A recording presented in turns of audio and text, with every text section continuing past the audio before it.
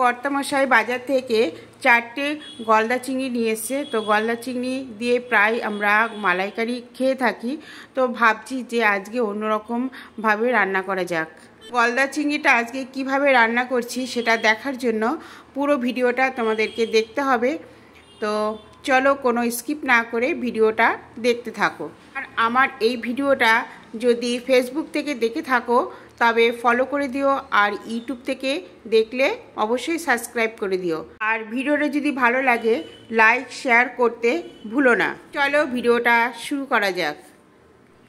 Good morning friend, তোমরা কেমন আছো? আশা করি ভালো আছো। তো আমিও ভালো আছি। তো সকাল সকাল দেখতেই পাচ্ছ আমি সোনাইকে খাইয়ে দিচ্ছি। তো ওকে খাইয়ে দাই স্কুলে পাঠিয়ে দিয়েছি। তো এখন আমি একটু খেয়ে নেব।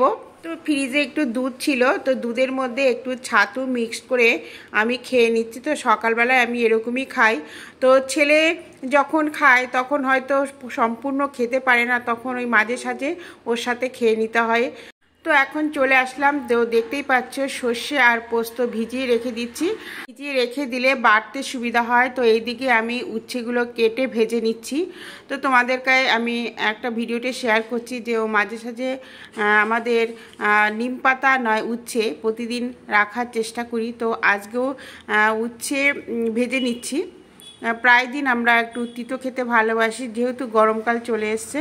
তো সেই কারণে আমরা একটু খাওয়ার প্রথমে একটু তিতো খেয়ে নিই। তো এইদিকে চলে এসেছি দেখো মাছ কাটতে। তো এটা আমার বরমশাই পুকুর থেকে ধরেছে। এটা কি ফলি মাছ না কি বলে। তো এই ফলি মাছটাকে আমি কেটে নিচ্ছি। তো এতে গুড়ি গুড়ি আঁশ থাকে, এই আঁশটাকে ছিলতে খুব অসুবিধা হয়। তো যাই হোক, কড়াই গরম করে আমি এই মাছটা ভেজে নিলাম। ওই একটা মাছই পেয়েছে, পুকুরে ধরতে গিয়েছিল। তো রান্নাটা কমপ্লিট, ভাত হয়ে গেছে, উচ্ছে ভাজা হয়ে গেছে, আর ঢেঁড়সের তরকারি হয়ে গেছে। আর বাকি আছে হলো চিংড়ি মাছ, মানে গলদা চিংড়িটা এনেছিল, গলদা চিংড়িটা হবে। আর বড়মশাইকে জিজ্ঞেস করলাম যে এই রান্না হচ্ছে, তুমি খেতে পারো তো? কারণ ঝোল ছাড়া খেতেই পারে না। তো সেই জন্য কি করলাম, একটু মুসুরিটা বসিয়ে দেবো। ডাল হলে আর কোনো অসুবিধা নেই, ঝোল ওটা তো মানে ঝোল টাইপের। তো ওই ডাল বসিয়ে দিয়েছি, দেখতে পাচ্ছ মুসুরি ডাল। তো এখন আমি চিংড়ি মাছটা আমি কেটে নেবো, গলদা চিংড়িটা।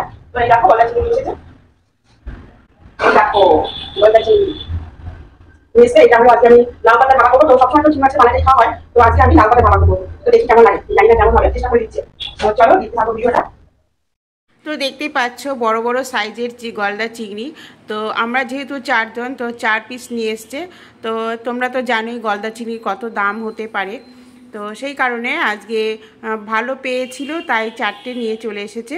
এই গলদা চিংড়িটা করার জন্য কি কি লাগবে সেটা তোমাদেরকে বলছি। তো গলদা চিংড়িটা তৈরি করার জন্য আমি নিয়ে নিয়েছি প্রথমে সর্ষে আর পোস্ত বাটা, তারপরে নিয়ে নিয়েছি নারকেল কুড়ো, তারপরে নিয়ে নিয়েছি একটু সামান্য টক দই, তারপরে নিয়ে নিয়েছি লঙ্কা গুঁড়ো, একটু হলুদ গুঁড়ো, জিরে গুঁড়ো, ধনে গুঁড়ো, গরম মশলার গুঁড়ো, আর নিয়ে নিয়েছি হলো লবণ আর চিনি। আর সাথে আরও নিয়ে নিয়েছি হলো লঙ্কা, আদা, পেঁয়াজ, রসুন বাটা, আর নিয়ে নিলাম হলো কাঁচা সর্ষের তেল।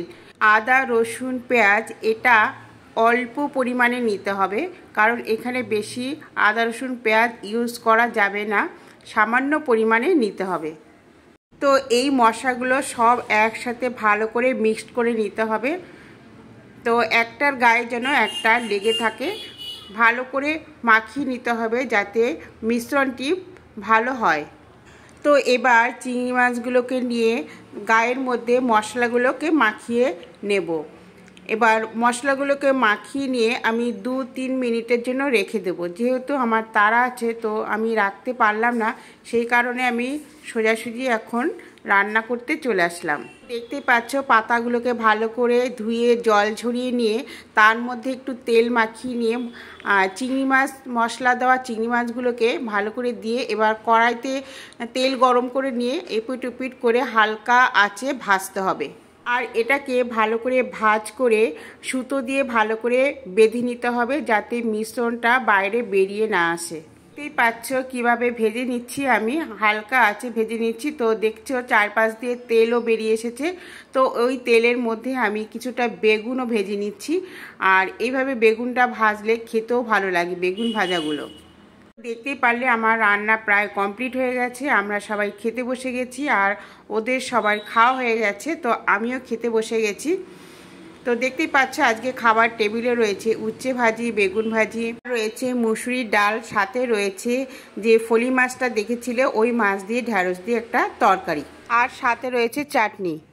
তো চলো এখন দেখবে যে চিংড়ি মাছটা ভাপা করেছিলাম ওটা কেমন দেখতে হয়েছে। তো সুতো দিয়ে যেহেতু জড়ানো রয়েছে খুলতে একটু দেরি হচ্ছে, তো দেখতেই পাচ্ছ কত সুন্দর হয়েছে। তো যেহেতু ছেলেকে দিয়েছি ও খুলতে পারছিল না সুতোটা, তাই ওকে খুলে দিলাম।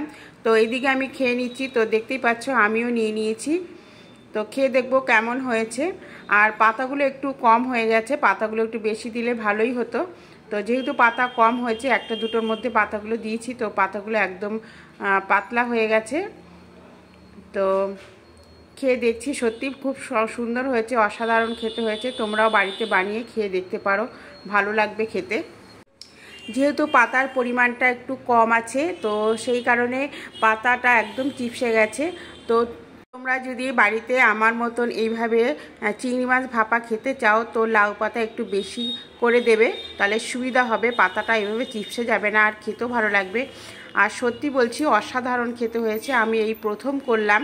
তো বন্ধুরা আজকের মতন ভিডিওটা এখানে শেষ করছি, পরবর্তী নেক্সট ভিডিওতে আবার তোমাদের সাথে দেখা হবে। ততক্ষণ ভালো থেকো, সুস্থ থেকো। আজকের মতন বিদায় নিচ্ছি, টাটা, বাই বাই।